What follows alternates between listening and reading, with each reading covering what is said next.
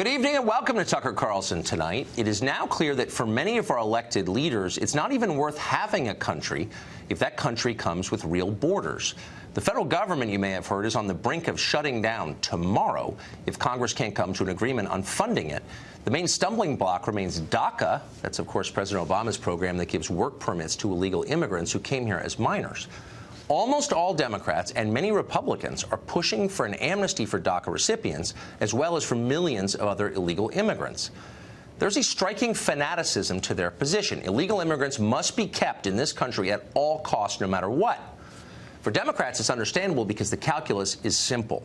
Having abandoned the concerns of the middle class here, they need millions of new voters, and they need them fast. Otherwise, their party risks becoming a permanent minority. Replacing ungrateful citizens with obedient immigrants is their only hope. Every Democrat who's thought it through for even a minute knows this well. They can't say it in public, though, because obviously it's horrible. So instead, they're trying a new talking point. Illegal immigrants are terrific people, every single one of them, far more noble and law-abiding than you are. How dare you complain about their presence? You must be a bigot. The one problem with this line of argument is that it's vulnerable to facts. But until recently, there really were few reliable numbers on crimes committed by illegal immigrants. And this allowed Democrats to pretend that every person who sneaks across our border goes on to become a heart surgeon or a member of SEAL Team 6. We've got the data now, and it turns out, surprise, surprise, they've been lying to you. In the border state of Arizona, for example, illegal immigrants commit 2.5 times as many murders as American citizens do. They're almost 50% more likely to be in gangs. They commit more armed robbery and more sex crimes against children. Overall, they're about twice as likely to be convicted of crimes of all kinds, non-immigration related. And that's just in one state. In California, an illegal alien named Luis Brasamontes murdered 2 police officers. Brasamontes had been deported from this country multiple times. In each case, he came back, thanks to politicians who have zero interest in keeping people like him out. In court this Tuesday, Brasamontes bragged about his plans to escape from prison and murder more. You regret that. The only thing that regret is the skill too. I wish I killed more of them. So illegal immigration divides the country, it lowers wages for those who can least afford it, and in some cases it literally costs Americans their lives. So why are we doing this? Because it's our moral duty. That's what our leaders are telling us. We have to. That's who we are. Just days ago, the Senate's most celebrated moral philosopher, Lindsey Graham of South Carolina, spoke for the country's entire ruling class when he explained the rationale for his views on immigration. Diversity is our strength. Now, you've heard that phrase before, obviously. You hear it every day. In effect, it's our new national motto, soon to replace the outdated and, in fact, polar opposite sentiment, e pluribus unum. Diversity is our strength. It'll be in our currency before long, trust me. But what exactly does it mean? You may have noticed that nobody ever bothers to explain exactly what it means. And more pressingly, is it true? The less we have in common, the stronger we are? Is a marriage stronger when spouses have radically different beliefs? Are you closer to your kids when you share no common points of reference? Do you speak the same language as your best friend? Could you be best friends if you didn't? These are important questions, given that our leaders are radically and permanently changing our country wholly on the basis of their faith that diversity is, in fact, our strength. Maybe we should have talked this through ahead of time. Somehow we didn't. House Majority Leader Kevin McCarthy tried to start that conversation today, and here's part of what he said. We did not survive, grow, and become the most powerful civilization in human history because we are focused on our diversity. It is not our differences that makes us stronger. It is our unity despite our diversity. Unity in past, of principles, and of the purpose that brought us out of many unto one. In other words, diversity isn't our strength. Unity is our strength. Don't the left lie to you. That doesn't mean we have to look alike. Doesn't mean we have to come from the same places. It does mean we have to share common beliefs. Otherwise, we'll hate each other, and the whole enterprise will fall apart. That's true in families, it's true in friendships, and it's true in countries, too. You already knew that because it's obvious. Our leaders spend most of their time denying it. They're lying to us. Kate Gallego is a Phoenix City Council member. She's running for mayor in that city, and she supports the continuation of DACA. She joins us tonight. Kate Gallego, thanks for joining us. Appreciate it. Thank you so much for having me. So trying to think through how legalizing people who are here illegally helps American citizens. And in Arizona, we have some data on this because the state passed, as you know, one of the toughest anti-immigration laws in the country in 2010. And the effects of that have been studied. And here's what they showed. There was a short-term labor shortage, obviously. People here to work. They can't work. There was a labor shortage. But over time, automation made up for it, and wages went up for American workers. Costs, meanwhile, went down. Prison costs went down. Education costs went down dramatically by hundreds of millions of dollars. So given that we know that, why does it help the economy to legalize people here illegally? Right now, the city of Phoenix is the fastest growing city in the entire country. We added more people in 2016 than on any other city, and we're constrained by our workforce right now. We just had some folks from the home building industry come into the city of Phoenix and say, we could do so much more if we had a larger construction workforce. We could be creating jobs, we could building new affordable homes for people to live in, but we don't have the workforce we need.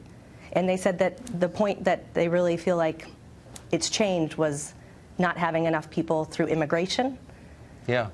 We're well, a lot of losing employers, out. I bet they feel that Arizonans are way. losing out. Yeah, a lot of employers make that case, and they mean it. They want obviously cheaper labor. I think all employers do. Why wouldn't they? But if that's true, if more illegal immigrants make a place richer, then how many specifically do you think Arizona or Phoenix needs? How many illegals do you need in your city to make it richer? Would more be better? How about 10 million? Would that make it even richer? Right now, we are desperately concerned about our DACA recipients who are in our city. Arizona has 28,000 DACA recipients who have been great members of our community, who went to our high schools, were educated here. We've been investing in them for years. Now they're ready to give back, and we're worried about their future right now. Our Republican governor has stepped up and said they're an important part of our economy. We want them to stay. Right. But you just said, I just want to get to the nub of it, though, because I think it's a big deal. I mean, once you legalize people, they vote, they bring their relatives, it changes a place, maybe for the better, maybe for the worse, but we should be clear about the effects, I think. I think you'd agree. So if bringing in more people illegally and making them citizens makes you more prosperous, then why wouldn't you bring in 10 million and become really, really rich? Would that work? Immigrants have been amazing contributors to our community. If you look at some of the data from Forward.us, Mark Zuckerberg's organization, so many of the entrepreneurs who've built our tech economy came here through immigration. And we in Phoenix are desperate for more people in engineering and computer science. How many big tech companies were started by people from Central and South America, Latin America? So right now I'm sitting in Phoenix, Arizona, very close to a company called Fortis, that was started by a gentleman from Panama. It's one of our top engineering companies in this community, and they actually are one of our largest employers of at-risk veterans, which is a wonderful success story. I bet he's a great guy and the company's great, but how many big tech companies were started by the immigrants that you're talking about, since you brought it up? How many? If you look at, we have so many success stories in this community, and some of them have gotten national attention. Okay. So I just want to be, because it's a big, with respect, I mean, look, I'm not attacking immigrants. I like immigrants, and I'm sure a lot of these people are great people.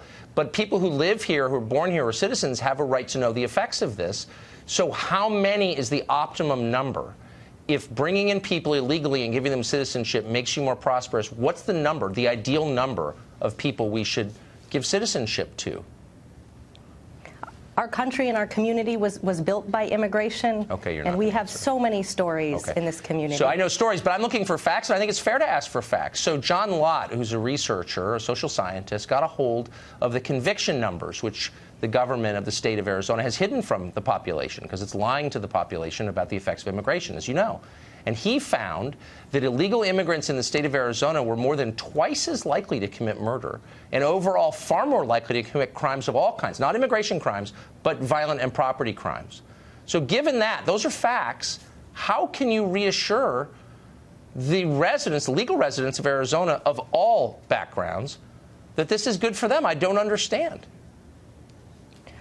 We and cities throughout our community have seen great success stories when people feel like they can work with the police department and there's trust. So we've had folks who did not have legal immigration status, but were willing to work with our police department and have been very important in helping us, particularly with drug-related crimes. But do you acknowledge? Do you acknowledge the reality of what I just said? So this study, which got a hold of Arizona state numbers, which I think are legitimate, says that people illegally in Arizona are far more likely to commit serious crime.